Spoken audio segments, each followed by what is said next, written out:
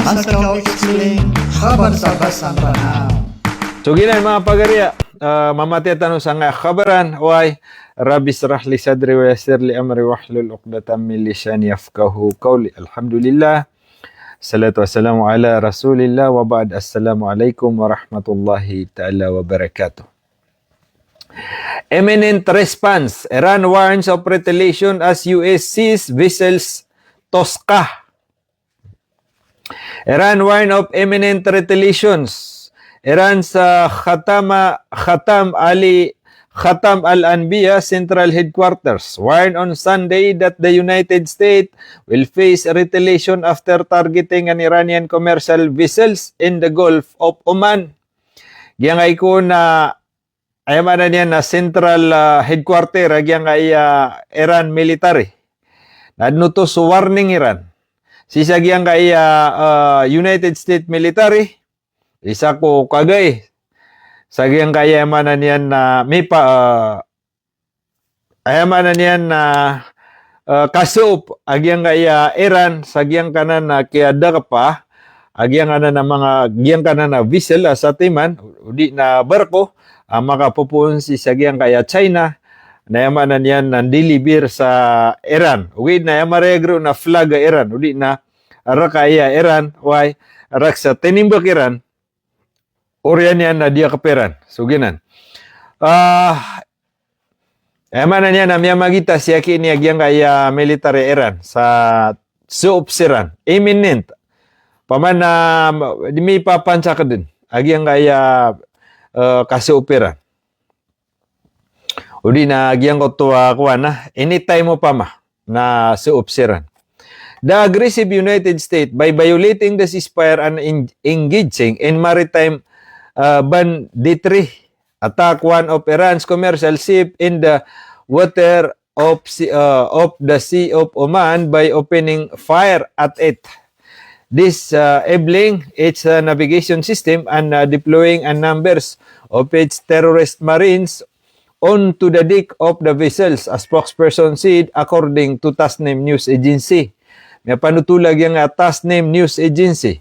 Agyang iko na di ka pangalakwala agyang kaya United States of America udi nagyang kaya violation na isi sagyang kaya mi papansak udi nakapapantagan na sisperiran sa miya ka 2 weeks kapasad iman to alungan na arba na marayag ko na iagya na violation agyang kaya pinggulawla agyang kaya manan yan na United States of America sagyang kanan nakiat timba kairan kaya ata kairan si sagyang kanan ay manan yan na Iran commercial ship kauto ay manan yan na karga dura why ar kaya Iran amyan nimbelinde si sagyang kaya manan yan na United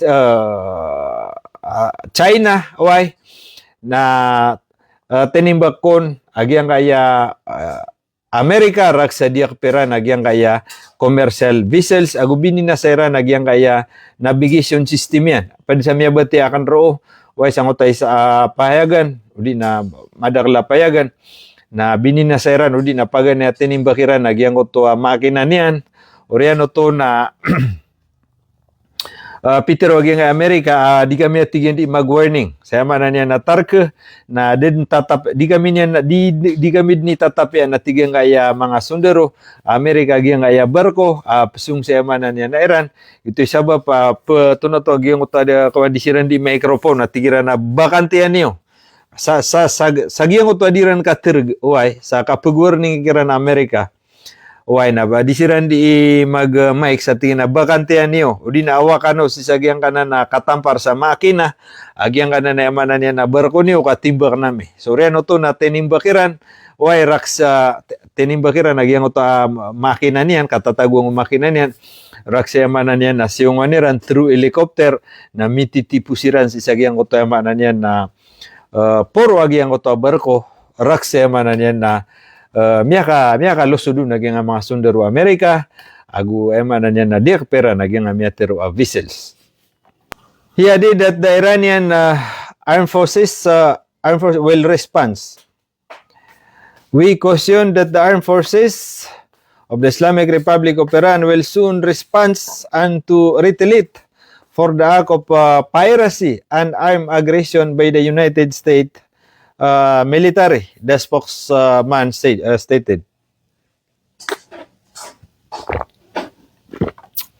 Yatir yang Iran na emanan yan na inipremis Iran na suop sirang odin sa giyang kaya emanan yan na emanan yan na piracy udi na di kapa minasa agyang emanan yan na aggression by United States of America military na Peter po naging spokesperson Iran emanan yan na Iran will respond soon kauto emanan yan na di lang ko na ipakamya na isuupiran. The vessels identified as Tosca was traveling from China to Iran when it came under attack. Kaya nga ko na miyatero a vessels, barko, na yamanan yan na panutulagi so Tosca. Agi ko na traveling, makapupo na tigyan si sagyang China, pisung si sagyang kaya Iran, was under attack. US claimed the United States Central Command confirmed the US forces intercepted the Iranian flag vessels after what it described as 6-hour standoff. Ay man yan na yang ko na United States of America Central Command shout out rakasan Aksi Pandaw sanga na 10-star ka. Yang ko na man yan na Central Command nagyang kaya United States of America confirmira nagyang kaya emanan yan na kiadak pa Iran intercept sagyang kaya barko vessels ay Iranian flag agi so Peter Iran emanan yan na 6 hours standoff emanan yan na namakauras takataw nagyang 6 hours standoff emanan yan na namako na ika oras at titindigan Iran gitu literal yan na bundeed na kuan Iran pada pakantapan Iran. According to US officials, the ship was heading toward the Iranian port of Bandar Abbas and failed to comply with repeat warning to halt and evacuate the engine room. Peter waging nga US officials, aging nga tigyan na barko amyaylay.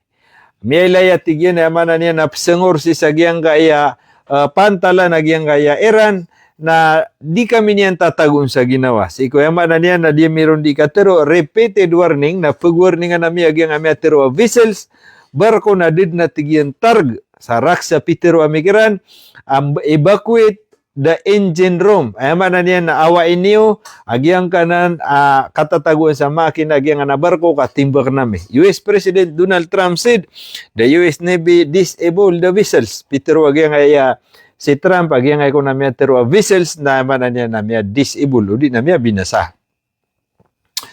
We have full custody of this ship.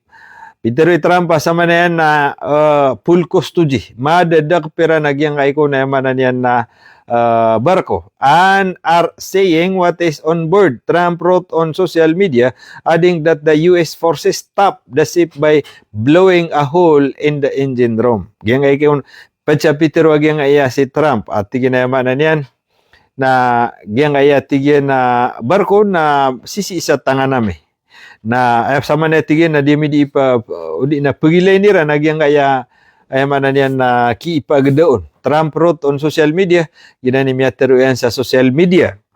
Pacha Peter Trump agyang tigyan na US forces yamanan yan na miya pakatarg agyang US military agyang amitero barko Iran sabab sa kaya timba kaw naging US forces ayaman niya na kaya lebuan kon blowing a hole ayaman niya na kaya lebuan agyang atigyan na katamparian sa makina gitu sabab patigay Trump ayaman niya na kaya pakatarg agyang vessels raksa miya dakferan full control.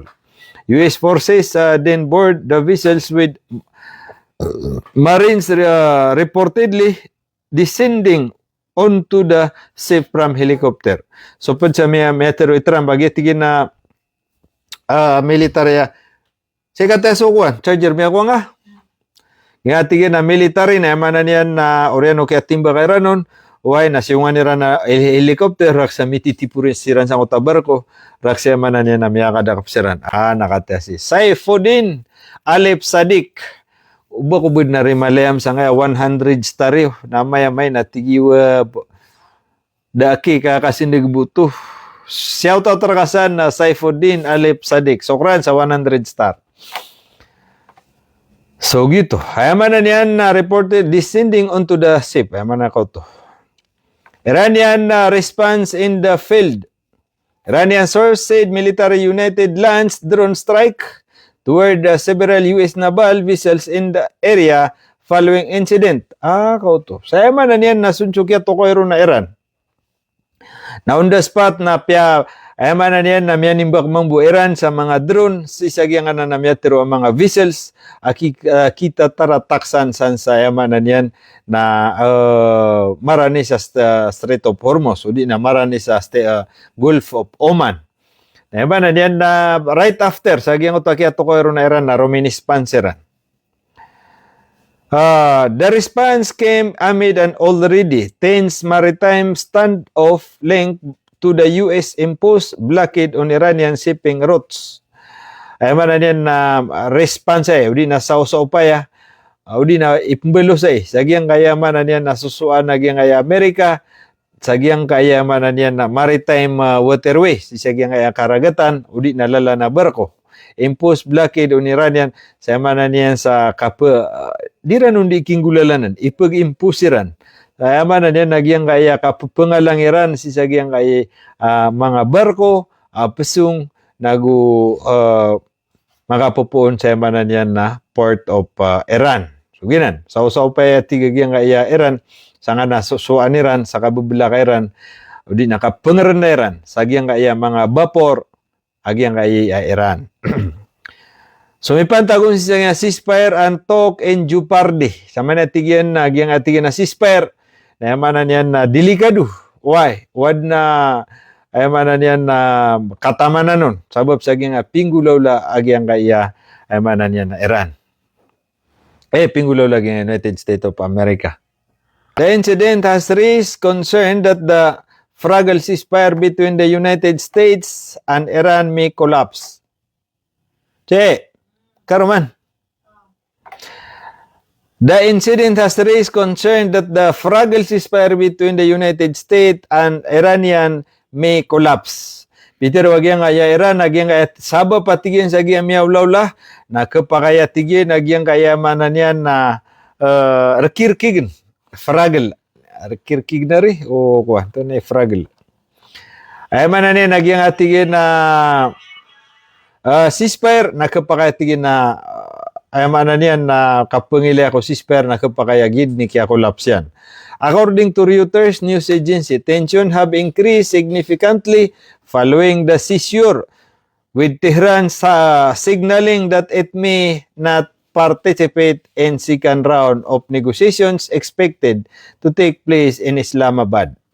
Sabab siya tigyan nga may panutulag yung Reuters agyang atigin na tension ami adin ni manto naman niya nagitigin ni kapakuman ni increasing significant following seizure ay man niya nagimala sa kasabapan kaya kasabapan sa agyang kaya man niyan nagyang atigin na Tehran nadataro may ilayron signaling that it may not participate in the second round of war kapag atigin imanto atigin na giyang kaya Iran nadatara atigin no may ilayron signaling sa ayamanan niya na not participate di tigin participate si sa giyang kaya miyatero ayamanan niya na second round of negotiation expected as imapunggulaw la si sa giyang Islamabad which is dapat na mapita o di mapita na isagawi isabab sa expiration na giyang ceasefire na amay ka alungan na arbaa